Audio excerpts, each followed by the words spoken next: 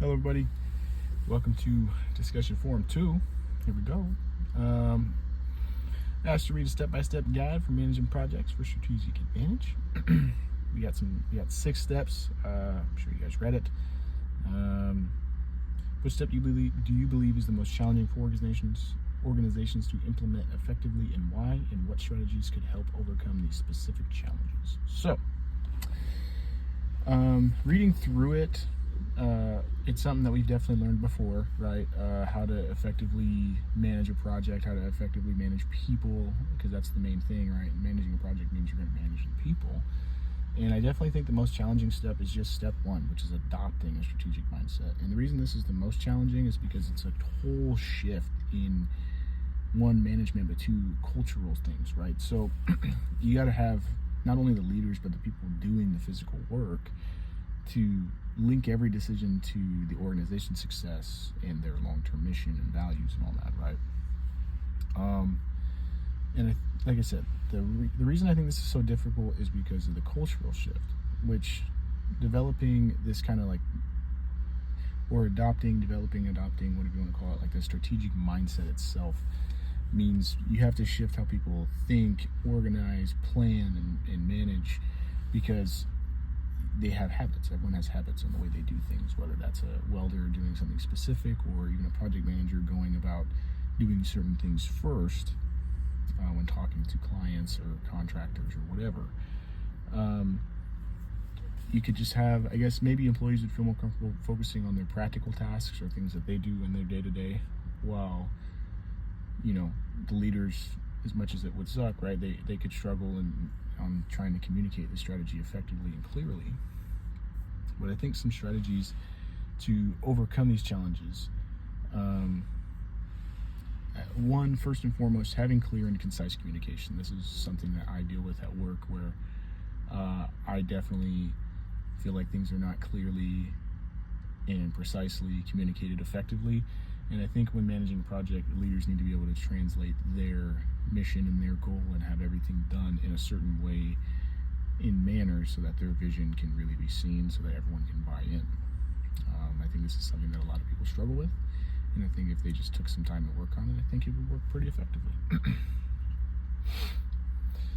So also, integrating a strategy like this, or integrating any management or project management strategy, is hard, because, like, as I mentioned previously, it's more about getting people to actually buy into it, adopting the strategy, changing the way they think and do things. And we do this at work with a lot of safety and a lot of certain things that we have to follow, and sometimes it requires a little more work on the front end, which a lot of people usually don't like. But what we care about now is more about doing something safely and doing it the right way, which means safely. So getting someone to buy into that can be really difficult, especially if they're stubborn or stuck in their ways. And so I think doing this on a project management level would be, 1, very challenging, but 2, I think would be very effective if everyone did end up buying in and strapping down and saying, hey, let's do this thing. One more thing about the culture. So I'd say creating a culture that values the long term over the short term. Now, what that means is maybe we have to get 6 or 7 welds done today, which may be very difficult, but over the grand scheme of things, this means on the back end of the project, we don't have to worry about rushing everything, and we can front load a lot of our work, so that way in the final weeks of the project, when we do project wrap up and close up and all that stuff, right, or close out, everything can be done effectively, and we can more so have time to maybe look at things we missed, or maybe touch up on some things. And this kind of goes beyond just like, oh, let's do a checklist. Oh, we did this and this and this, right? It's more about considering like the bigger picture of the scope of work, meaning, did we do this effectively? Did we do this safely? Did we do this exactly how the client wanted us to do it?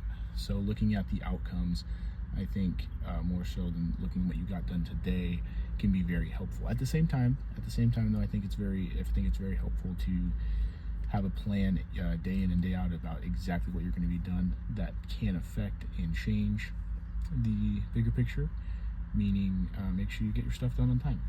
Make sure everything gets done in a good manner and everything's all set to go. But I think focusing on these strategies can really help, one, with planning, but two, the execution of the project, bridging that gap. And I think this would work very well. Yeah, especially when you're trying to adopt a new strategy or adopt a new, I'd say, adopting a strategic mindset. Sorry, not strategy. I think all those things can definitely help clear and concise communication, focusing on the long term over short term, and making sure everyone's bought in. So, hope I answered all the questions. Yeah, happy week 2, guys. We're almost there. And yeah, it's been George, guys. I will talk to you all later.